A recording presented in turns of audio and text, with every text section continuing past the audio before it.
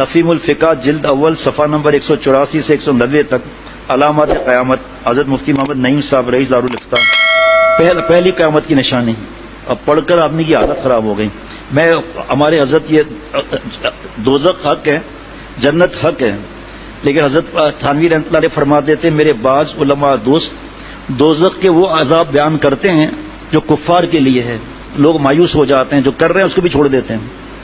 اور ایک بزرگ اللہ والے 70 سال تک انہوں نے اللہ کی رحمت کا بیان کیا، شیخ اللہ رب العجم رحمۃ اللہ علیہ فرماتے ہیں ایک دن دوزخ کے عذاب کا بیان کیا، کئی لوگ بے ہوش ہیں، کسی کی کتنوں کی چیخیں بلند ہو گئیں، ایک آواز غیبی سنی، ہماری رحمت کیا صرف 70 برس کے لیے؟ بس اسی وقت تنبیہ ہو گئی۔ لوگوں کو اللہ سے جوڑنا ہے تو وہ تو میں بیان نہیں کروں گا، صاحب بتا رہا ہوں، میں حضرت والا رحمۃ اللہ علیہ کی بات عرض کر رہا ہوں۔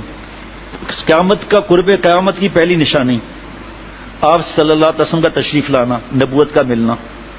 نمبر 2، چاند کے 2 ٹکڑے ہونا، یہ قیامت کی شروع کی نشانی ہے، اور 1400 برس پہلے ہی آ گئی۔ آپ صلی اللہ علیہ وسلم کی وفات، خلافت کا ہونا، حضرت سیدنا عثمان رضی اللہ عنہ اور حضرت سیدنا حسین رضی اللہ عنہ کا شہید ہونا، جنگ صفین، اور حضرت حسن رضی اللہ عنہ کے ہاتھ پر مسلمانوں کے 2 عظیم گروہ میں صلح ہونا، یہ سب واقعات ازروع قرآن اور حدیث علامات قیامت میں سے ہیں اور ظاہر ہو چکے ہیں۔ انہی علامات میں ایک فتنہ تاتار بھی ہے، تاتاریوں کا۔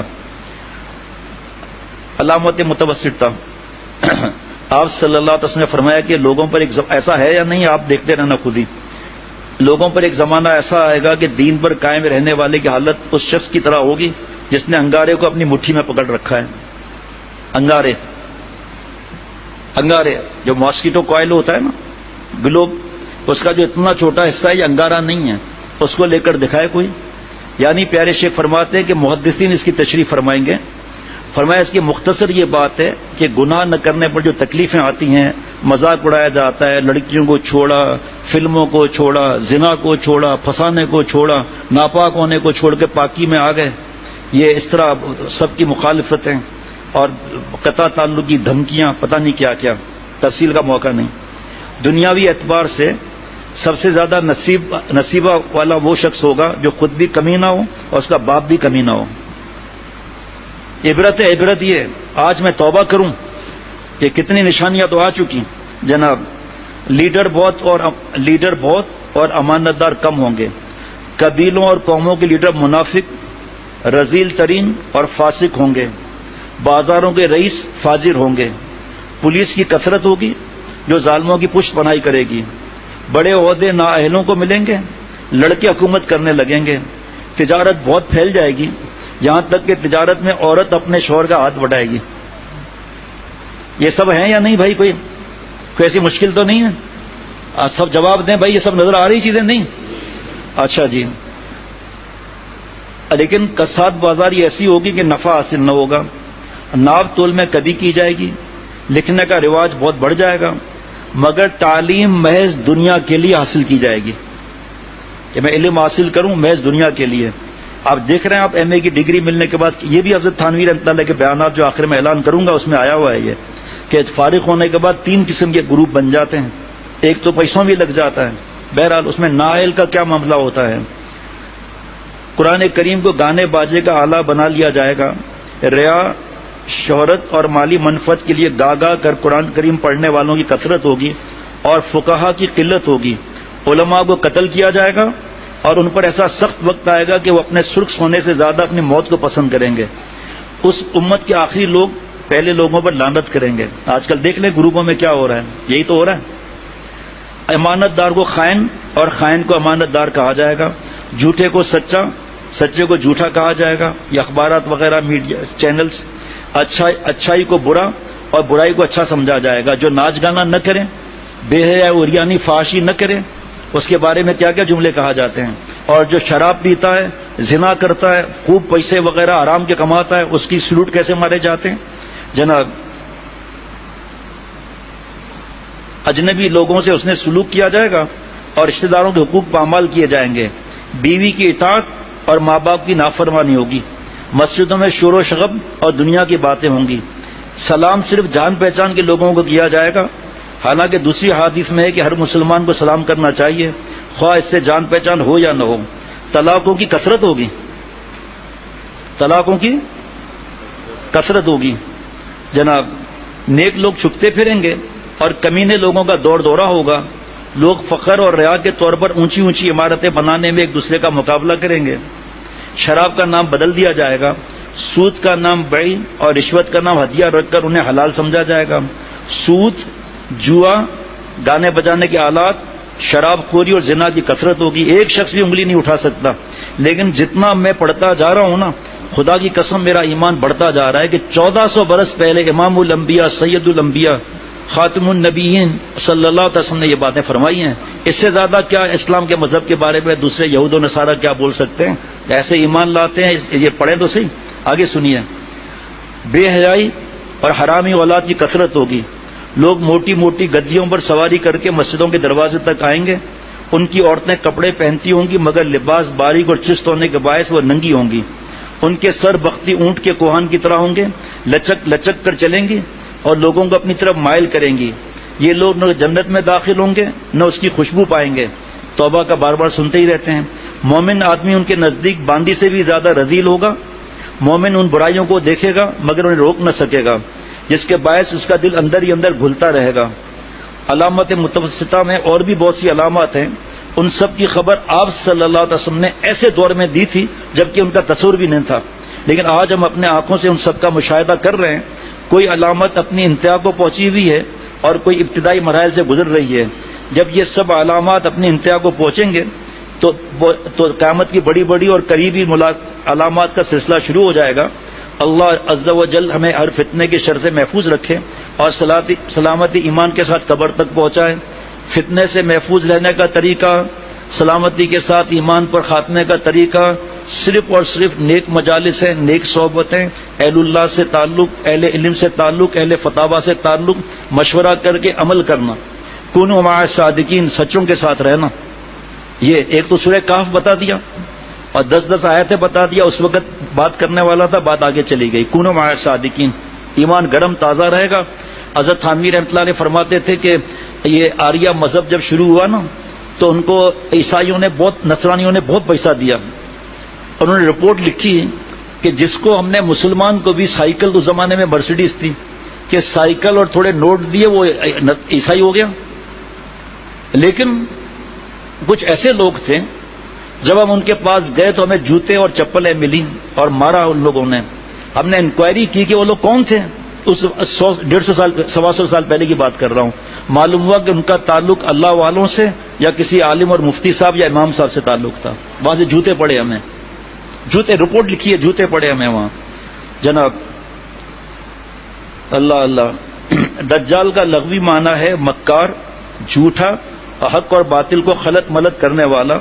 اس معنی کے اعتبار سے ہر اس شخص کو جس میں اوصاف ہوں دجال کہا جا سکتا ہے، لیکن وہ دجال الگ ہے جناب.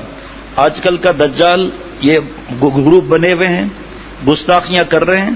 اس وقت 200 لوگ جیل میں ہے آپ صلی اللہ علیہ وسلم کی گستاخی کے لیے، جس میں سے 4 ہندو اور عیسائی ہیں، 196 مسلمان ہیں، مرد عورت بھی ہیں اور لڑکے اور لڑکیاں بھی ہیں. اور کچھ کو پکڑنے کی فکر میں وہ بھی پکڑ میں نہیں آ رہے وہ لوگ. وجہ جنہوں نے توبہ کی انہوں نے بتایا موبائل، مختلف چینلز پر جانا. اپنا حضرت تھانوی رحمۃ اللہ کی کتاب یہاں ہدیہ ملتی ہے، یہ اپنے ایمان کی حفاظت کیجئے. کاش آپ لوگ حاصل کریں نا اور وقتوں میں بھی آ کر اپنے ایمان کی حفاظت کیجئے. دوستوں کے پاس ہے تو تقسیم کریں، اگر اسٹاک میں ہے تو. جو ذمہ دار ہے کوئی نہ کوئی ہوگا ہاتھ اوپر کر دے، بس ٹھیک ہے نا. تو آج تقسیم کریں، اس کو پھیلاؤ. اس کو بھائی پھیلانے کی یہ چیز ہے. حضرت حکیم الامت حضرت تھانوی رحمۃ اللہ علیہ کی کتاب ہے. سب بری دوستیاں یہ بھی تباہ کرتی ہیں، بری دوستیاں یہ بھی تباہ کرتی ہیں. فاسق کا احسان لینا منع ہے. باقی علماء فرماتے کیا مچے جائے کہ جو صحابہ رضوان اللہ علیہ مجمعین یہ گستاخی کریں اس سے مدد لے، رضا کے ہوتے ہوئے بدبختوں سے مدد لیں. فاسق کا احسان لینا منع ہے. اب جگہ دیکھ لیجیے، علماء سے پوچھ لیجیے میں غلط کہہ رہا ہوں یا صحیح کہہ رہا ہوں. اتنا آدمی گر جائے اور دوست کہنا ان کو، بس دوست کہہ دیا، ظلم کر لیا. اللہ نے کیا فرمایا؟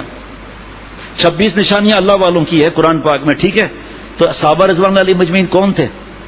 صدیقین کی آخری سرحد تک پہنچے ہوئے تھے. اور رضی اللہ عنہم ورضوا عنہ، اللہ ان سے راضی، وہ اللہ سے راضی. توبہ کرنا دروازہ کھلا ہوا ہے. اے اللہ میں اتنا گر گیا ہوں؟ اے اللہ، بزرگوں نے تو پیٹ پہ پتھر باندھے، نقل کی صحابہ رضوان اللہ علیہ مجمعین کی، لیکن اللہ کے دشمنوں سے تعلق نہیں رکھا چند ٹکوں کے لیے۔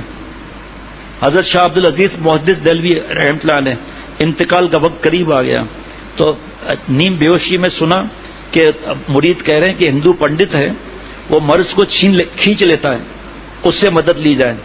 حضرت کی آنکھیں کھل گئیں، غشی تاری ہے، خبردار اگر ہندو کو پنڈت کو لائے یہاں تو موت قبول ہے، یہ قبول نہیں ہے۔ رزق زندگی موت کس کے ہاتھ میں ہے؟ سب بتاؤ بھائی، میں پنڈت سے مدد لوں؟ اللہ معاف فرمائے، بت پرست سے، اللہ کے دشمن سے؟ میں نہیں مقابلے کراتا یہودی اور نصرانی اور ہندوؤں میں، علماء سے پوچھ لو ہندوؤں کے بارے میں کیا ہے، بت پرستوں کے بارے میں نہیں بتاتا۔ ذرا غلطی اللہ سے دور کر دے گی۔ حضرت بے ہوش ہو گئے۔ آپس میں مریدوں اور طلباء نے کہا کہ ہم بلا لیتے ہیں پنڈت کو، بعد میں ٹوپی اتار کے سراغے کر دیں گے، مار دیں، ہم سے تو نہیں دیکھا جاتا تکلیف۔ پنڈت آیا اور پنڈت نے مرض سلب کر لیا، حضرت کو صحت ہو گئی۔ فرمایا کیا کیا آپ لوگوں نے میرے ساتھ؟ کہ حضرت یہ پہلے جوتے مار لیں، ڈنڈے ہم نے پہلے ہی رکھے میں، یہ برسا دیجیے، ہم نے پنڈت کو بلایا تھا۔ ارے کیا ظلم کیا تم لوگوں نے، بلاؤ پنڈت کو یہاں۔ پنڈت آ گیا، وہ تو آج تو ہم اپنے علماء کی شان میں، کل جمعے کے لیے مضمون ہے ہی ہے، علماء کے شان میں گستاخیاں اور ان کے لیے قرآن پاک حدیث پاک میں کیا کیا انعامات لکھے ہیں، لیکن اس وقت تو ہندو بھی علماء کی قدر کرتے تھے۔ وہ آگے کہا جی حضرت جی حضور حضرت جی حضور کا یہ مرض کو سلب کرنا، مزہ آئے گا سن کر آپ لوگوں کو بات، یہ مرض کو سلب کرنا آپ نے کہاں سے سیکھا؟ کہا حضور میں نفس کے خلاف بات کرتا ہوں، میں نفس کے خلاف بات کرتا ہوں، وہاں گناہ ثواب کی بات نہیں ہے، وہاں نفس کی جائز بات پوری کریں گے، حرام ڈیمانڈ پوری نہیں کریں گے، یہاں میں وہ بات نہیں عرض کر رہا۔ کہا حضور نفس مجھے کہتا ہے اچھا کھانا کھاؤ، میں اس کو پانی والی دال کھلا دیتا ہوں، میں حضور اس کی نقل کرتا ہوں۔ تو حضرت شاہ عبد العزیز محدث دہلوی رحمۃ اللہ نے فرمایا کہ پنڈت یہ بتا تیرا ایمان لانے کو دل کرتا ہے؟ کہا نہیں۔ کہا اس کی مخالفت کرنا، ایمان لے آ ورنہ سب سلب ہو جائے گا۔ کہا اچھا کلمہ پڑھ لیا۔ حضرت والا آخری سانس تک اللہ کا شکر ادا کرتے تھے، یا اللہ اس نے تو مجھے صحت کے لیے احسان کیا، میں نے اس کے ایمان کا آپ نے میرے ذریعے اس پہ احسان کرا دیا، جنت کا ٹکٹ مل گیا، دوزخ کے ٹکٹ سے جنت کے ٹکٹ کی طرف۔ اب جب ہندو پنڈت کو نفس کے خلاف بات کرنے میں یہ مل رہا ہے، ہم اس کے لیے نہیں کریں گے تو نفس کی حرام خواہشات پہ عمل نہ کر کے ہمیں اللہ تعالیٰ کی دوستی ملے گی، آپ صلی اللہ علیہ وسلم کا پیار ملے گا، خاتمہ ایمان پر ہوگا، حلاوت ایمانی اللہ تعالیٰ فرمائیں گے، حلاوت ایمانی اللہ تعالیٰ فرمائیں گے۔ تو فرمایا کہ اب کیا میں پہلے کیا موبائل پر تھوڑا بہت ہوا، اب دوبارہ اور کیا بات کروں؟ یہ جتنی گستاخیاں، جتنی دہریت، جتنا زیادہ بک لوگ مسلمان نہیں ہیں مسلمان ہو رہے ہیں، جاؤ جا کے ہندوستان میں جا کے رپورٹ دیکھو، دبئی کی رپورٹ معلوم کرو کیا ہے، باقی پورے دنیا کی رپورٹ معلوم کرو، فرانس والوں کی نیندیں اڑی ہوئی ہیں۔ وہاں پر ایک ریسرچ آئی ہے، پتہ نہیں 30 سال یا کتنے سال کے بعد مسلمان غالب ہو جائیں گے، تم لوگ ویسے ہی رہ جاؤ گے، جیتیں گے یہ لوگ مسلمان 30 یا 35 سال کے بعد، اور مسلمان ہو کر ماں باپ کی غلطی ہے۔ ارے بھائی پڑھانا ہے دنیا کا تو پڑھاؤ، پہلے ایمان تو مضبوط کرو ان کو قرآن پاک تو سکھاؤ، احادیث مبارکہ تو سکھاؤ، علماء کے پاس تو لے جاؤ تاکہ وہ کالج یونیورسٹیوں میں جائیں تو بکاؤ مال تو نہ ہو، اپنے ایمان تو ضائع نہ کریں، صحابہ رضوان اللہ علیہ مجمعین کی شان میں گستاخیاں تو نہ کریں جن کے اثرات کو کون گنا سکتا ہے۔ بس اتنا کہہ سکتے ہیں کہ خون کی ندیاں بہا کر ہمارے تک دین پہنچائے اللہ کے پیاروں نے، آپ صلی اللہ علیہ وسلم کے پیاروں نے۔ یہاں دجال سے ایک خاص کافر مراد ہے قیامت کے دن، فرمایا یہ تو ہے خلط ملط بات کو باطل کو، یہاں دجال سے ایک خاص کافر مراد ہے، اس کی دونوں آنکھوں کے درمیان کاف فا را یعنی کافر لکھا ہوا ہوگا، دائیں آنکھ سے کانا ہوگا، دائیں آنکھ کی جگہ انگور کی طرح کا ابھرا ہوا دانا ہوگا،